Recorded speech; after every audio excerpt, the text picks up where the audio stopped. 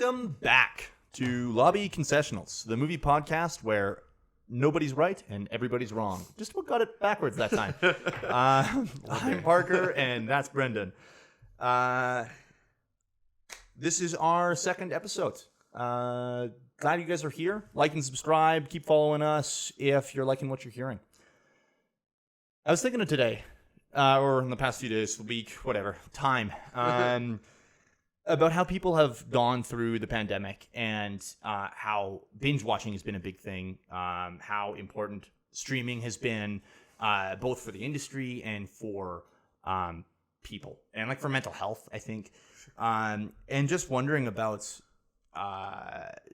movie watching habits, or let's stick with movie for now, and what people wanted, because obviously there was a big switch to streaming. Yeah. But that's because I couldn't go to the theater. Right. We used to go twice a week. Yeah. I would say even at the worst of it, I would still say 4 times a month. At least once a week. At the very least, and then cheap Tuesday sometimes. So absolutely. 4 and 6 is the minimum. Yeah. So not being able to do that, clearly we had to switch to streaming a bit. But so I looked up some stats, and so I found this study that took a look at, they asked people what they preferred in terms of going to a movie theater or viewing something on streaming. Sure. And they got respondents to answer strongly prefer theater, slightly prefer theater, no preference, slightly prefer streaming, and strongly prefer streaming. And so they asked the same group of people. I believe that it was U.S. viewers 18 plus, and it was something like 10,000 plus people were surveyed. Yeah, okay. Quite a few. And so they checked in November 2018, so pretty normal time. Yeah. And then June 2020. So we are 4 months in, 3 months in, depending, into the pandemic. Yeah. I guess from China's point of view, 6 months or 7, 8 7, even. 8, yeah. Wow. But I guess from the U.S. basically was like a March. We shut down mid-March. So first, second week of March. So 3 months into pandemic, obviously theaters weren't really an option. And just to check in people's preferences. Now, any thoughts? What do you think? How did you think this came out? So I wouldn't be surprised if in the November 2018, if no preference was quite high. I would say. I don't know that people thought about their movie watching habits nearly as much as when they had it taken away from them. Sure. So I would probably say lean towards streaming, and then no preference. Okay. For November 2018. Okay. And now I would slide that right over in June 2020 to strongly prefer streaming and slightly prefer streaming as those big numbers. Yeah. Fair enough. Yeah. So what I saw, interestingly, first of all, no preference basically didn't change. Now, granted, that could have been some of the people that had put no preference have changed, and then someone that was strong on one side is now shifted to no preference, right? But like it was effectively no difference, right? The slightly on either side, both of them sort of fluctuated, but it wasn't really, the real change happened on the strong sides. Really? So that's what I put down here. And what we had initially, and so I guess strongly prefer theater or strongly prefer streaming. What do you think? Who takes the lead there in 2018? In 2018? Yeah. Oh man. I still feel like we were kind of seeing like a slow death of movie theaters by then. Sure. So in 2018, I'd still, but where are we at with Avengers? That right? I believe we would have had Endgame is over. Is Endgame over by 2018? It might be, yeah. Yeah, I think it is. So maybe there's a little bit of Avengers hangover. So I'll say strongly prefer theater, to be wrong. So like to be the lower number of the two? No, to be the higher number. So like people would prefer to go to the theater. Okay. In 2018, and then you see the dramatic shift in 2020. but I'm having a feeling that I'm wrong, and it's just going to be strongly prefer streaming on both. No, you actually nailed it. So what I find really interesting is we went from about 28% were strongly feeling theater. Yeah. Versus 15% strongly feeling streaming. Really? So double the number that were for theater, which makes sense to me. I think, especially like you said, in 2018, we still got big Avengers stuff going on. Pandemic hadn't started.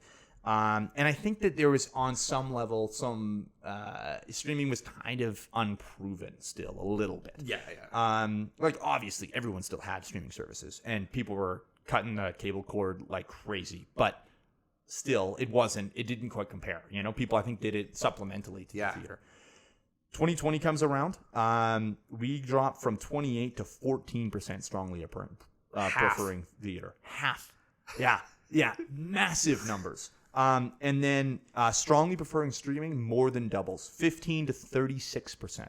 36. Ridiculous. And so again, even in 2018, strongly preferring streaming now is at 36 is higher than the strongly preferring theater in 2018, which was at 28. Yeah. So which makes it even worse when you think about it. It's 10,000 people.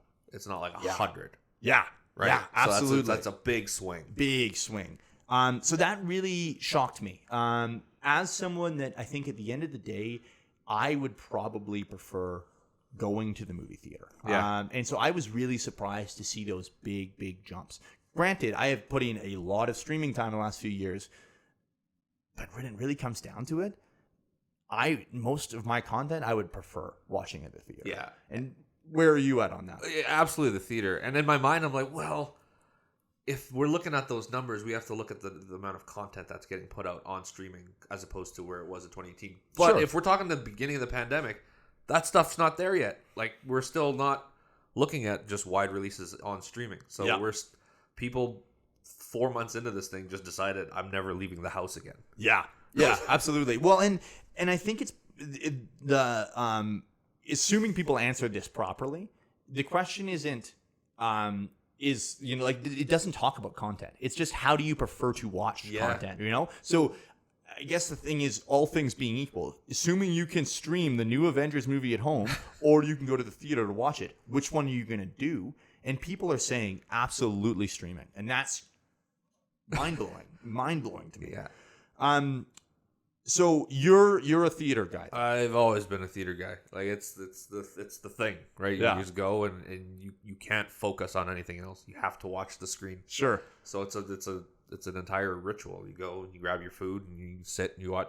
Never miss the trailers. Stay to the end. Yeah. All that stuff. So I'm an absolute theater guy. So what would you say is your preferred theater experience? Like, I'm sure there's one or two theater experiences that have stood out above the rest of them for this, that, or the other reason. Sure. So what does that look like? If you have your way 100% of the time when you go to the theater, what does your experience look like? That's changed even within the last 5 years as I've just gotten older. You know, like it in my 20s, I would say it was a social thing. You grab a bunch of your friends and you go line up because there's no reserved seating. Sure. And all that stuff. But I'll tell you right now, like, they put up those dividers during the pandemic. Yeah. And I wish they'd keep them. Straight up. Like, and reserved seating. And I'm an opening night guy, just like you. Yeah. So I love it. But at the same time, 2 years of sitting in an empty theater with dividers up is kind of a dream. So does the food factor in it all here? Yeah, the food never changes, right? I always get something. It's always something. It's usually nachos and a hot dog. But I mean, like, does the offering at the theater cause you to prefer the theater more than at home? You know what I mean? That's a good question, because if that's what it was, like, skip the dishes is a game changer, right? Yeah, I could literally eat anything with any movie now. Well, and literally the same theaters now. The same theater, they're doing skip too. But no, something about a theater seat and something about theater food, man. Totally. Yeah, it's the only place I get popcorn, but at the same time, there's no popcorn like it. I don't know if any of that makes sense. There's like a mystique. Totally. There's a mystique to the theater. Oh yeah. No, it's definitely different. Yeah. I had I was lucky enough to go to Alamo Draft House down in the States. And so for those who don't know, they have their seats. They serve food to your seat. You can get booze and drinks, and like the menu's massive, and a full meal served straight to your seat during the movie. So you put up a little a note saying what you want, and there's a little light that you can kind of flip on that only the ushers can see. It doesn't impact your viewing experience, and they see it sitting there, so they come over, they grab it, and I think they do sort of a last call. It's typically 30 minutes before the end of the movie. But that was amazing for me. Never having to get up. In my mind, the reclining seats are probably the best theater seats. That's the experience I want. I want ideally seats to be spaced far enough that I'm not having someone kick my chair, but that doesn't bother me quite as much. Or walk in front of you where you have to like tuck your legs. Yeah. But I think the big thing for me is IMAX. I'm a big IMAX guy, especially when it's been filmed with IMAX cameras. Yeah. So you look at some of those Nolan movies. The only way to watch a Nolan movie. Oh, absolutely. The only way. That's and like what? Even more recently, Dune. The experience of watching that in IMAX was head and shoulders above experience watching it otherwise. Yeah. So home just doesn't compare. They got to get recliner seats into the IMAXs. Oh yeah. Stat. Like I have no idea what they're doing and why that is the way it is. But let me ask you a question about that food stuff. Yeah. I've been to theaters where they do the food thing. Did it like in the middle of the movie if you're just ordering food? Is the guy walking in front of you, like impeding your vision? A little bit. I found, and maybe this is just exclusive to the theater I was at, like that specific Alamo Draft House. But like they would stoop. So as a usher, you've got people that are like bent over at the waist, scooting along between the aisles. It was very clearly not meant to get in people's way. Yeah. The only thing that really interrupted my experience, I think, is they'd take my note and they'd double check. So there'd be a quick whispered conversation of is this what you want? This is what I'm seeing written down. Is that what you're ordering? Yeah. And I'd be like, yeah. And then they take off, you know? But that is like when I compare that, being able to get popcorn delivered to me after I've sat there, sipping a milkshake for 45 minutes, versus me having to get up and go and get popcorn. Like, I'll take that whispered conversation. No problem. I was at an AMC in Chicago, and we were watching that god-awful new Hellboy movie. Why? We were there. Yeah. It was the only thing playing, and they were doing the dinner thing, the food thing. So I'd ordered, but they didn't stoop. So like, and I'm like reclined. So there's just like dudes like 20 minutes in the movie just hovering over me. Yeah. They look like they're 12 feet tall because I'm reclined and it's like a dentist. Yeah. So I thought that was really, really off-putting. So you would prefer not that?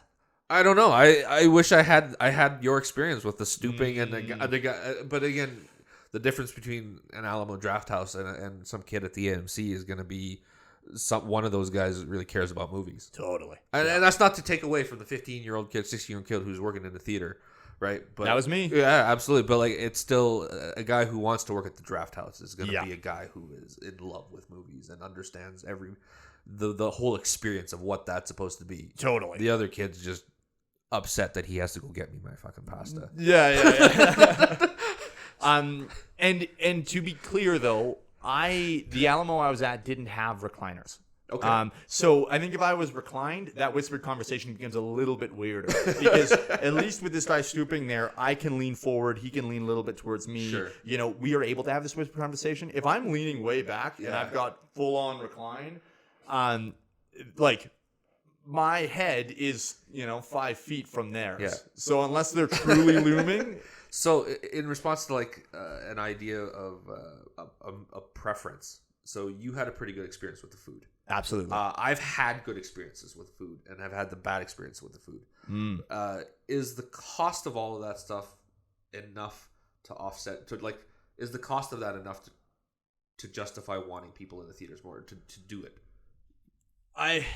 Ultimately, when it comes down to it, no. I think that sorry, are you saying from the point of view of the theater chain, like the cost of that is worth, or even just as a regular moviegoer, because you're not the target, right? If Correct. you and I are going to go to the theater regardless. Yep. Right. Yeah, so absolutely. are all of these extravagant things adding on to our experience worth it for us? Like, is a VIP seat for $25 worth all of those things when we were going to go to the theater anyways, just to try to get other people into the theater?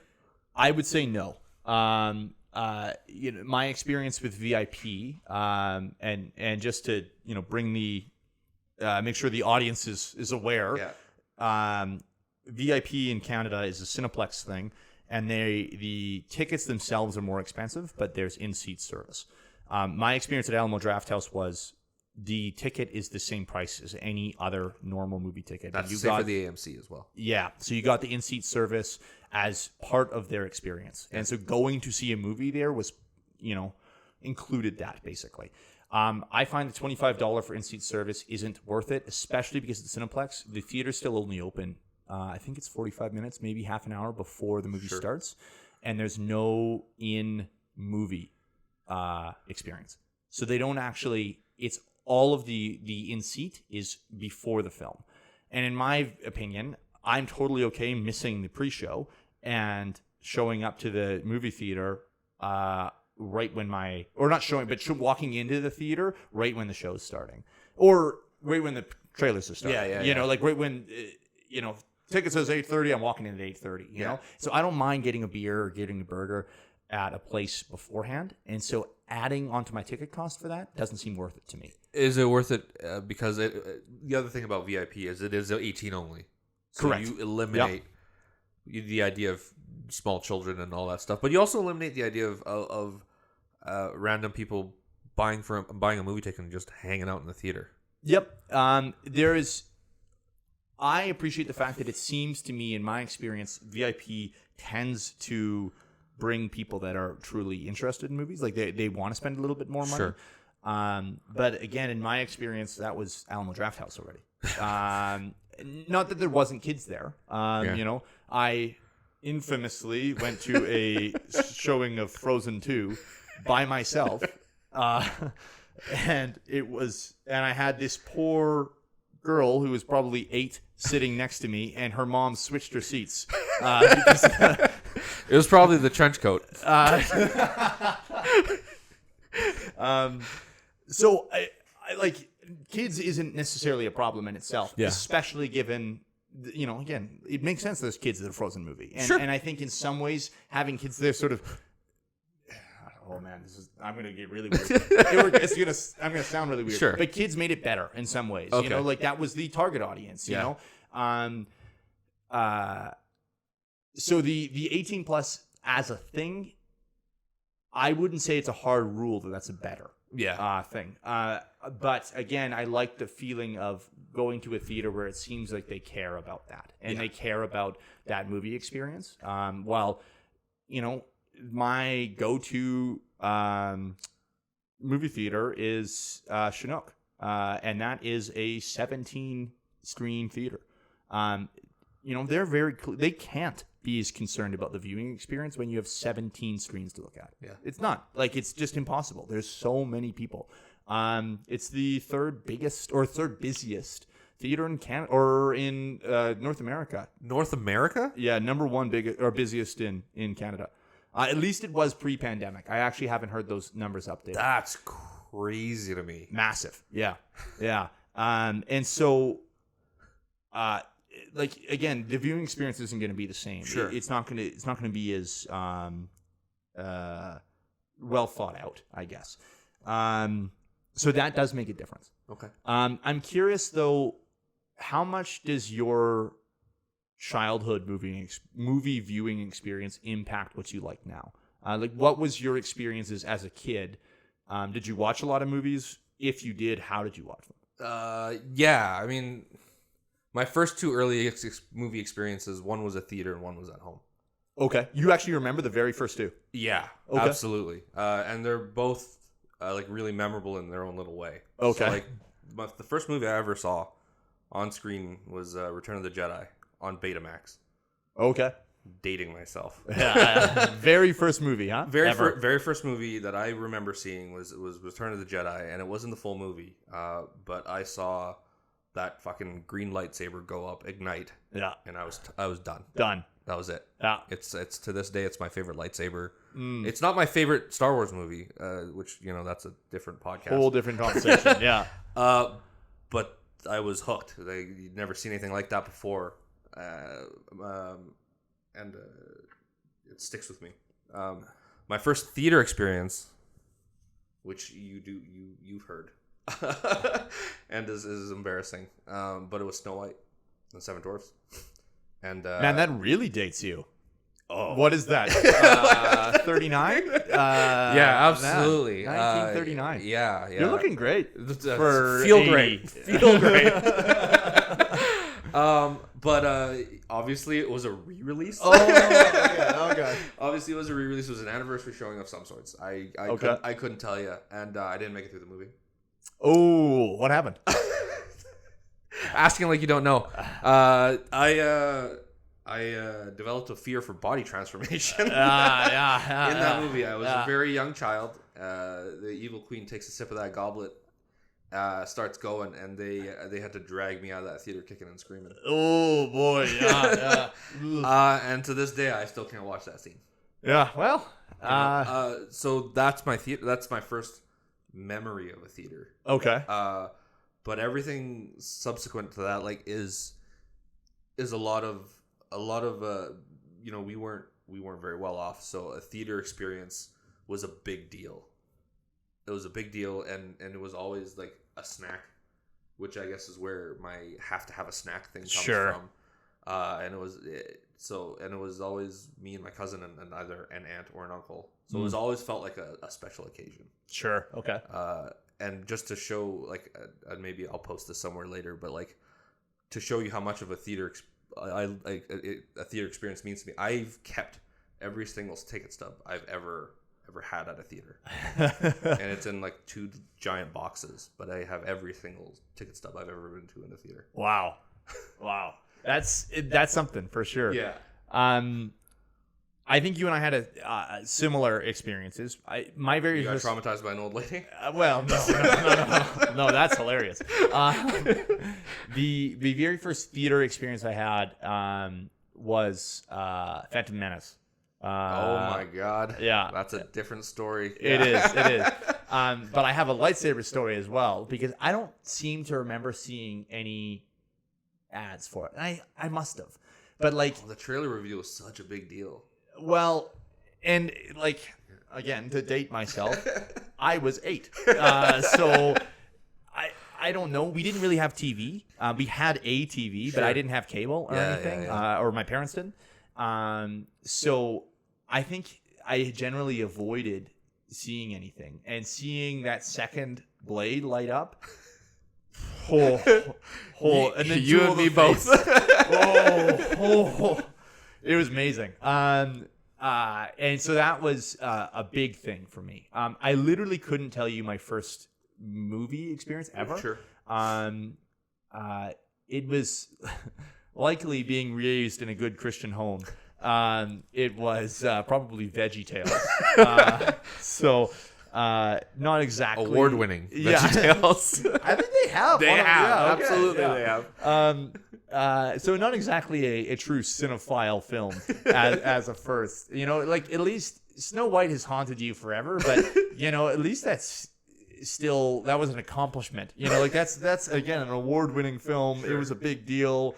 Like, I don't think anyone would truly look down on someone if they said Snow White was my favorite film. Well, if I said, VeggieTales was my favorite film, I think I lose a little bit of cred, cinephile wise. I mean, you might do it. You could say Phantom Menace, and you'd still lose some cred. I'm just saying, it wasn't exactly a great, but very similar. Like, my parents got divorced pretty early. So money was tight everywhere. So movie theaters were not a thing. I definitely spent a fair amount of time when I went to my dad's, the every second weekend thing.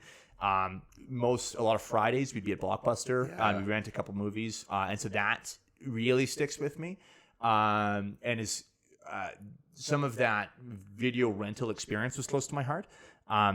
I hate doing it now. Like if you can anywhere, like I don't even want to do rentals on streaming video on demand, you know? So, so that clearly that nostalgia part didn't really hit me. Yeah. But I definitely had a home viewing experience that was deep in my core. And I typically lived with my mom, so not having cable there and not having TV, and she wasn't as big a movie fan, it was a big deal when we got to watch any movie with her. So I remember it being kind of a big deal when we got to see, I think it was, oh man, I'm going to get the number wrong. Apollo 13? Yeah, that's right. Oh, it is 13. Okay. I was like, maybe it's 11. No, 11 is the one that made it. The one that made it. See, there's a reason those two numbers stick around. Yeah, we watched Apollo 13. Probably didn't make it through. Long movie. I was a kid. It's a great movie. Great movie. But like definitely fell asleep. But I also remember being overjoyed about being able to watch The Notebook. Seriously. Because we didn't watch a lot of movies at my mom's house. So I was like, this is awesome. Yeah, that was a big deal. But I think the same that when we did go to a movie theater, it was a big thing. Yeah, it was a big deal. Food wasn't as intrinsic to the experience. I think we snuck in a lot of food. Well, you guys had more of you. Correct. Right? I have So two brothers. it becomes a bit more of a wallet thing. Yeah, so there was 3 kids and always one parent. Yeah. And so it was definitely something that food wasn't going to be an option outside of it being snuck in. And like, you know, just to be very clear, my mom's amazing. You know, my dad's amazing. No shade being thrown here. Yeah. I just mean that I love having food at the theater. Yeah. But I don't think it's really a need exactly. You know, it's not something that's the theater experience isn't complete unless I have popcorn. But I probably still do have popcorn like 80-90% of the time. You do. I don't think I've ever seen you at the theater without food. My wife loves popcorn and food. So she's like, do you want some? And I'm like, well, if you're getting some. And then I eat all of it. So, you know, it's a good partnership. Any other things about the growing up experience? Does anything really stand out? Yeah, like, you just kind of hit on like the idea of the movie rentals. Mm-hmm. That was big for us too. Oh yeah, because we had an uncle that worked at Blockbuster. Oh no way! So we got 10 free rentals a week. 10 a week. We got 10 a week. That's okay. That's what an employee got. Again, just different strokes, different sure, folks. Absolutely, but like. That's 2 rentals maybe every 2 weeks was a big deal. Yeah. 10 a week. 10 a week, and 2 of them would go to Super Nintendo games. Okay, right. Okay, sure. And then he would rent his own movies, and then we would get a couple every week. Okay. Like my cousin would get one, and I would get one, kind of a thing. But that we were spoiled in that sense. But we also we weren't well off, but for some weird reason, we had a wall of VHS. Like, oh yeah, and I'm talking like probably 300-400 tapes. Wow. And so and those aren't small. They're not. DVDs are like a third of this, and so we had a lot of like double cases. We had I remember very specifically we had a Citizen Kane and a JFK and a Dances with Wolves that did double tapes. Sure. Stuff like that. So that's where it feels like 90% of my movie knowledge comes from reading the back of those boxes. Oh yeah. Yeah. You grow up watching things at home. Sure. And so I wonder if I appreciate the theater experience more now because I can do it. Because you couldn't do it as a kid. Because I couldn't do it as much as I wanted to. So I don't take it for granted. Sure. So because I can watch a movie at home all day long, and that's exactly what we did. You would rent those or you'd watch whatever. I had access to that stuff. But to go to the theater was such a special thing. So I wonder if I've just I've latched onto the idea what that means as an adult. So I never take going to the theater for granted. Yeah, and I would say I'm similar. My basically first real job was at a movie theater, and I worked there for 7 years. So that was ended up becoming a big part of me becoming truly into movies in the way that I am now. And first time in my life that I could really just watch whatever I wanted. Yeah. We still didn't really. We had like a DVD player and stuff at home, but it still wasn't as big a thing.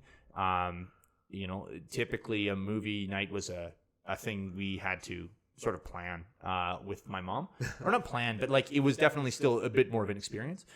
With my dad, we watched a fair amount, and he had his own impressive movie collection. So definitely there was opportunities there, but being able to watch a movie in the theater anytime was amazing. Yeah. And really kind of changed my perspective on film and changed my perspective on that experience. But even then, I don't think it's never lost its luster for me. No. It's still a special thing. Yeah, yeah. I think I go through like periods of time where I'm watching like a string of movies and none of them are really hitting me at any point. And then I'll watch a movie that takes advantage of me being in the theater. And then I get reminded. I instantly get reminded why I enjoy the theater. Yeah. Well, and I think that's actually a great segue, because that's something I wanted to talk about as well, is that during the pandemic, it's been a lot of streaming and a lot of binge watching. And I have really struggled. I've got ADD, as you are well aware. Yeah. And so if something isn't really holding my attention in the way I think it needs to, or my brain suddenly decides this isn't enough to really focus, then I end up doing other things. So I find I'm on my phone a lot. There's been many TV shows that my poor wife has had to kind of recount a little bit for me, because I'll just space basically for 10 minutes. Yeah. Even though I'm actively enjoying that show, or I feel like I am. I do want to stay invested, and her going ahead and watching a couple episodes without me would upset me. But even then, I might be playing solitaire or something on my phone, and that surprised me. It doesn't surprise you. It doesn't surprise me about you, because you're being put in a situation where you're given every opportunity in the world to be distracted. Sure. Yeah, absolutely. Right. I think that's one of my biggest hangups.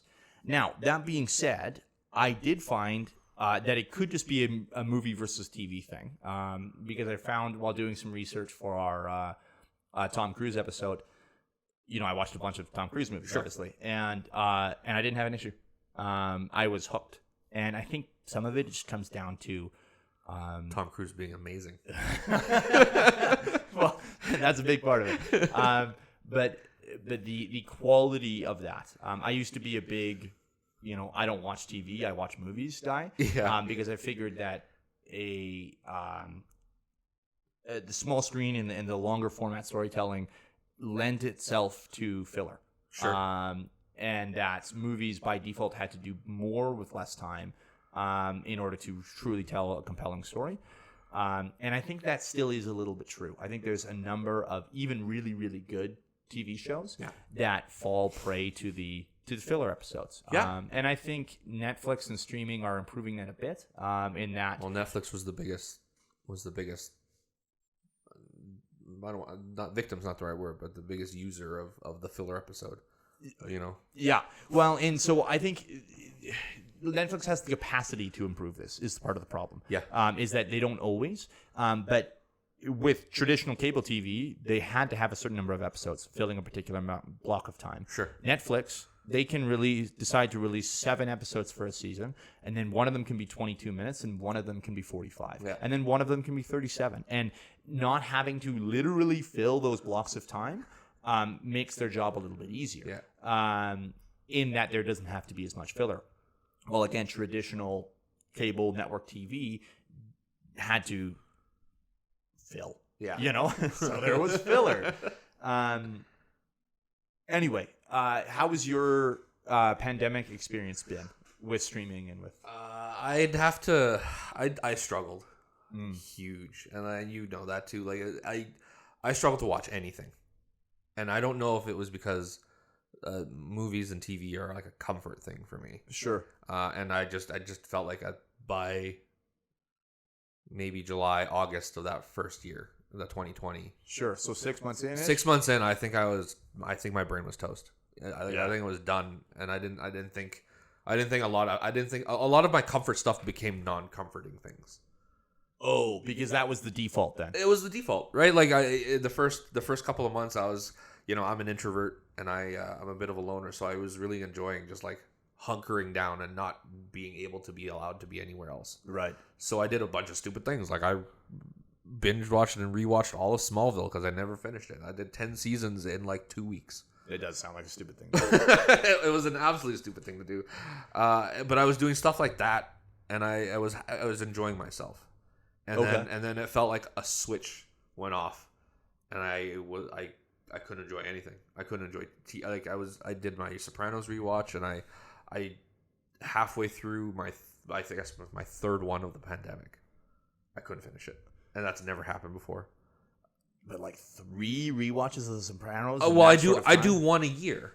Yeah, but right. That so was I did third in 1 year. Wasn't no. So I did one in 2020, one in 2021. And I just recently tried to do another one. Oh, okay. And I just, even by the 2021 one, I finished it, but I didn't feel like I was into it. Yeah. Which has never happened Felt before. like you were checking the box. I was checking a box. Yeah. And I was just trying to find time to fill, and nothing was scratching any kind of an itch. So I struggled to watch anything. Mm-hmm. I will credit Succession with bringing me back. Yeah. And even that took a while. And yeah, I know it's some of it is the first couple of episodes are a little slower. And yep, it's in that not first there. season, yeah. And so I was checked out until about episode 4. Then then it took off. Yeah, that's the hook. That's the hook. But I would say I struggle with just about all of TV and movies, and I credit Succession and probably Palm Springs. Oh yeah, Palm Springs, incredible. Exactly, absolutely, right. But it took those things to be like, oh, I still do like these things. Yeah. And for a while, I just thought I didn't. Yeah. So we watched a handful of movies during the pandemic in the theater. You and I. Yeah. I made some bad choices.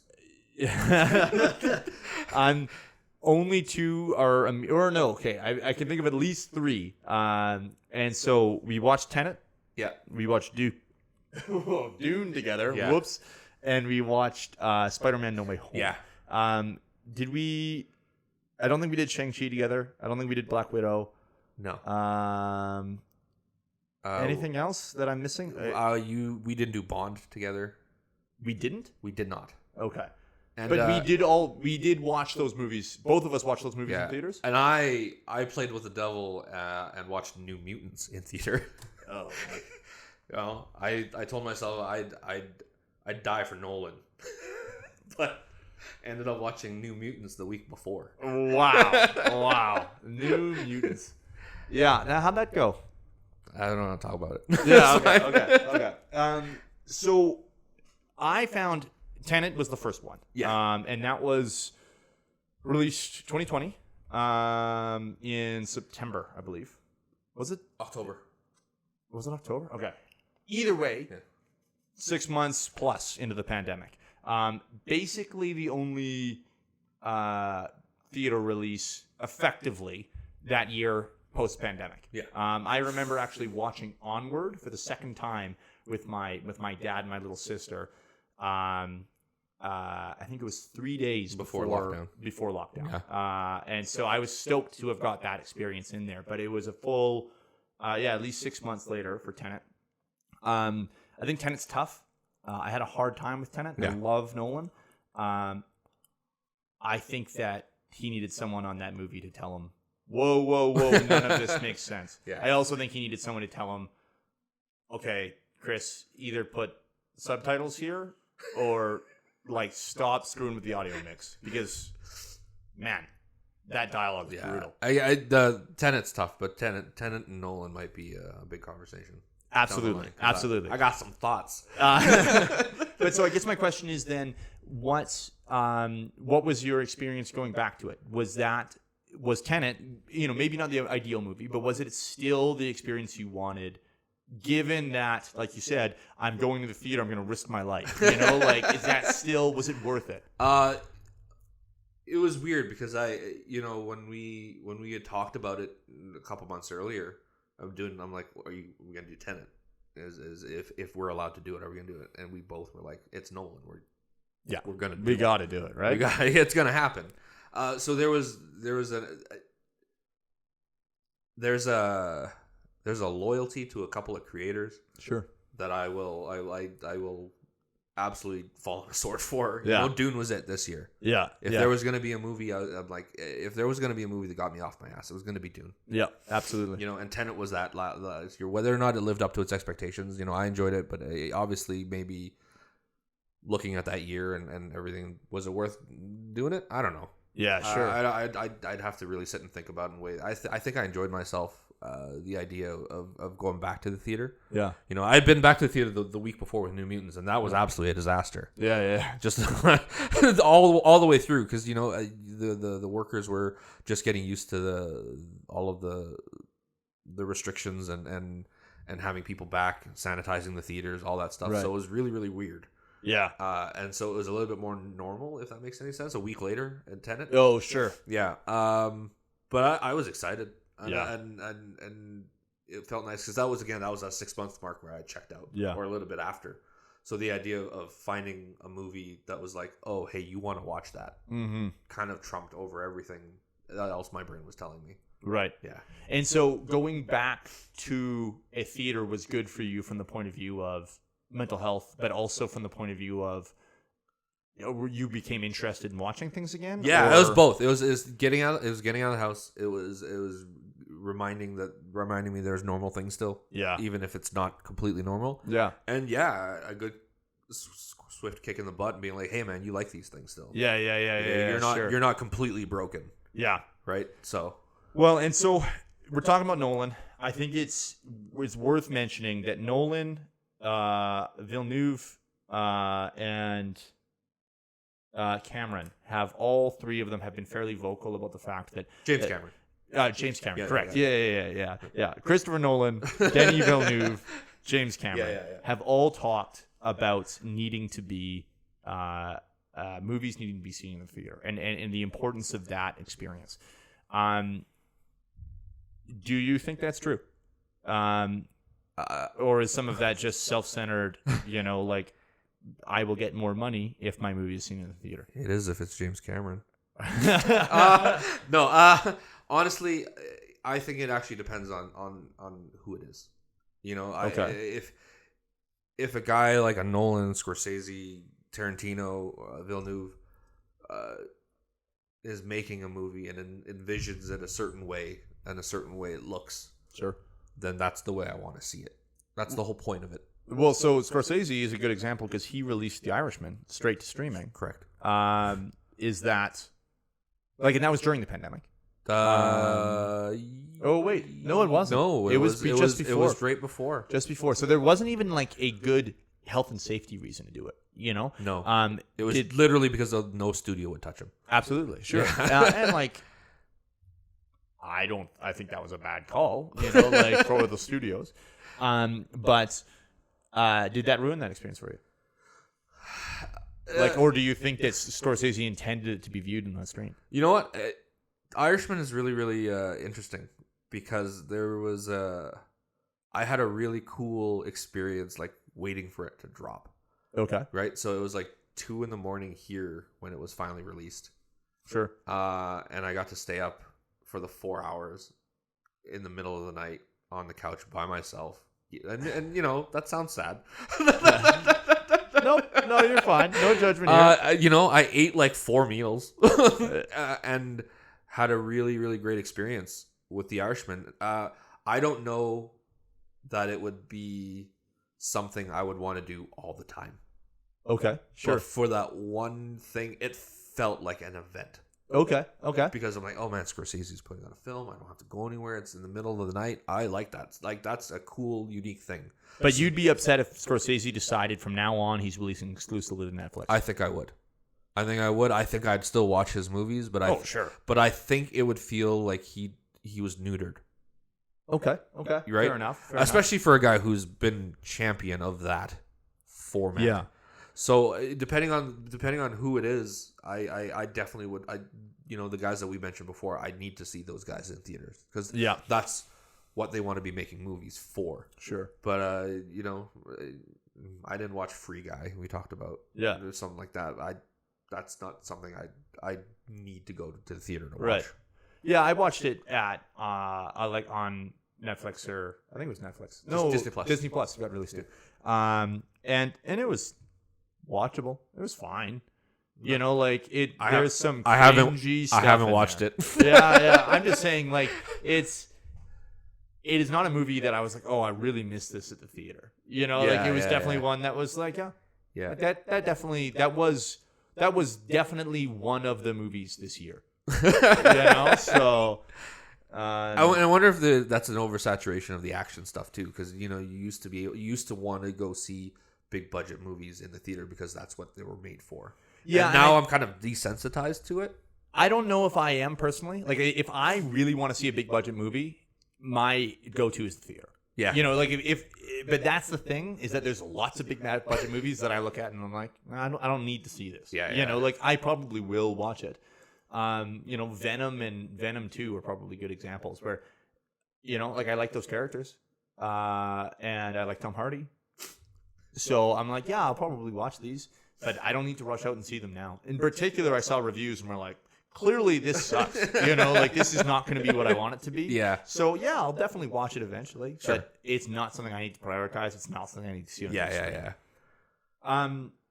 So I was curious about the impact of streaming and how that works, from a financial point of view, because the number of directors that have gone out of their way to say this, frankly, I think in some ways, Villeneuve, Nolan, Cameron have been kind of insensitive, especially early. I had some issues with Nolan really pushing for the release of Tenet, because we didn't know what the pandemic was like in a lot of ways. We didn't know. There was so much that we were still unsure of in terms of safety, that I felt it was, you know, granted, I still went to the movie, but like I felt it was selfish that he was really pushing for that. And so I looked into it a little bit because I'm like, there's got to be something else beyond just the movie watching experience. And really what it came down to was that the research I did, bottom line is streaming can't generate the same per picture profitability as theater releases. Famously during the pandemic year, Trolls World Tour, Universal decided to release that film. Yeah. It became the highest grossing film from a streaming point of view because it was released direct to streaming. Theaters were upset. I believe there was a lawsuit. AMC filed a lawsuit to Universal because they were supposed to have exclusive rights initially, or like theaters were. Highest grossing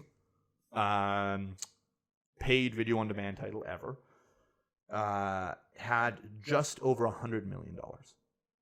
So compare that to a box office, and it's nothing. Like, that's just ridiculous. But it was still a success for Universal. Sure. And so, like, you look at Endgame, and Trolls World Tour, I believe, was $100 million domestically. I think that was just a U.S. thing. That's domestically. Endgame had $800 million in theatrical profits. Sure. Not counting any money earned streaming wise and anything extra beyond that. The other problem is that Trolls World Tour made that money because of paid video on demand. In the traditional Netflix model, if Universal decided to sell that film to Netflix, they get one check. You know, Netflix tells them, we'll pay you $10 million. We'll pay you $20 million. I have no clue, honestly. But whatever. They give them one thing. And then suddenly Netflix does a bunch of views for that. That doesn't increase Universal's check. No. You know, they did really well. People really liked it. Sucks. Yeah. You know, you sold at this flat rate. You know, you look at Squid Game, for instance. And granted, that's Netflix original. It's a little bit different. Sure. But, like, that was a film a series that just took off. Extremely popular. No one really expected that. It was explosive. Yeah. And again, if that was sold in the traditional model, that popularity didn't matter. Yeah. Obviously, they can cash in on a bit of merchandising and stuff. But so what I'm getting at is because of all that money behind this, it's hard for me to look at that and go, oh, James Cameron is just saying we need to go to theaters because the theater experience is very important to him. It's far easier for me to look at this and go, guy just wants a cut of the pie, you know, like he doesn't want a cut of $100 million for paid video on demand. He wants a cut of $1.1 billion that Avatar would have brought in. Absolutely. Yeah. So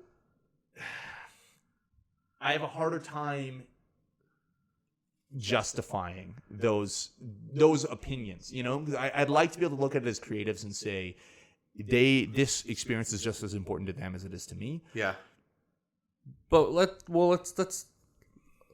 break that apart a little bit. I think it's one thing for if it's an established guy like Nolan or Cameron to be like, hey, I want you to go to the theater because I need another $50 million in the bank account. Right? That's a tough pill to swallow. Yeah, a little bit. But a guy like Denis, who hasn't exactly made a ton of money, probably. You look at Blade Runner, I guess. Blade Runner. He thought he didn't have a career after that movie. Yeah. Right. So the idea of him coming out and putting his foot, so there's almost like a bit of an offset. Yeah, you're not wrong, for sure.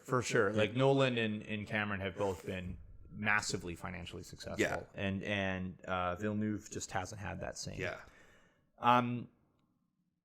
Putting that aside for a moment as well, I was curious to see sort of how the industry has shifted a little bit now that streaming is becoming more of a thing. You look at, I think Disney and Disney Plus is one of the better views of it. The traditional model was movies got released. They had a 60 to 90 day exclusive theatrical window. Yeah. So couldn't release to DVD, couldn't release to streaming, nothing. Most cases in that traditional model, we didn't see from the release, we didn't see any push to streaming video on demand until about 7 months later. Yeah. So even past that 60 to 90 days, it was, well more than double than that. Yeah. That we'd actually be able to access it. Now with the new model, and I believe it's with all Disney releases, it is 45 days flat. So they released to the theater, 45 days later, it's on Disney Plus. Yeah. And they've gone back on that now. Have they? With the new Red Panda movie, that's day of. Well, and so, and it's different and it's tough, and I think that might be a different conversation altogether as well, because that's Pixar, and so it sounds Pixar's like so angry. Oh, I know, and it sounds like they're just shoving the Pixar films straight onto Disney Plus. Yeah. But a Disney produced animated film. Encanto is a good example. Yeah. Encanto came to theaters, 45-day run, then on Disney Plus. Right. And so, that being said, I looked into it. Most blockbusters earn the majority of their money within 38 days of release. Correct. So that 45 days still doesn't really cut that out that much. Yeah. The other interesting side of this is film viewership from a Netflix point of view. The average streaming movie is how they put this. Average streaming movie loses 63% of viewership day to day, per day, from week 1 to day week over 2. day? Day over day. So, 100 million viewers day 1, we're down to 40 million the next day. Yeah, 40 million the next day, 63% of that. And that's in that first week. Yeah. So those numbers are obscene to me. Yeah. So clearly streaming doesn't have, that's not how the viewership didn't drop that much for Spider-Man in theaters, So there is clearly pros and cons. But I think, I honestly think Disney's doing a great thing with the 45 days to Disney Plus. The math is there, right? Absolutely. You broke it down, so it feels like there's at least some kind of method to their madness, a little bit. Sure, maybe not with Pixar. I feel bad for those guys, but yeah, I think that's basically all I have to say on the topic, more or less. It feels like so much of it is a mental thing, especially when we're talking about pre-pandemic and post-pandemic stuff. Sure. You just brought up Spider-Man. Mm-hmm. And for me, it's, are people extending the life of Spider-Man? Number one, it's a great movie. Sure. Right? Yeah, absolutely. Absolutely. And they do some really special things in it. But are we at the point where people just want to be out of the house? And that was the only thing that's letting them do that? I don't know. I think you even just look at Marvel movies as a thing. There has been, 2021 year Spider-Man releases. There was 4 Marvel releases. Black Widow in July, Shang-Chi in September, Eternals in November, Spidey in December. Yeah. And granted, I think Black Widow's basically a terrible movie. I think it's one of their worst efforts. It sucks because I like a lot of the people in that movie, Sure. and I truly believe that character deserved something like this long ago. Yes. Way earlier. Yeah. But there was, Feige has often talked about how there was producers pushing back. He had pushed for her to have a film, and so there was pressure from the inside. Shang-Chi is incredible. Really, really like it. Not a character that had any sort of name recognition previous to this film. Yeah. Obviously, Simu Liu has done an amazing job, and he's great. And this is a character that's clearly going to stick around. Yeah. Eternals is the worst received critically Marvel movie ever. So maybe not great to compare this to. But we're still talking, the best among those 3 I've just mentioned are Shang-Chi. Yeah. And Shang-Chi had nowhere near the numbers that Spider-Man does. Fair enough. So I think if it comes down to getting out of the house, we had other opportunities. Okay. The other thing is that Omicron, the COVID variant, started ripping through people just before, or maybe even a month before, Spider-Man releases. Yeah. In our hometown in Canada here, it's really started picking up like basically the week Spider-Man releases. Yeah. So going to a movie theater was a bad call from a health and safety point of view, and that didn't stop anyone.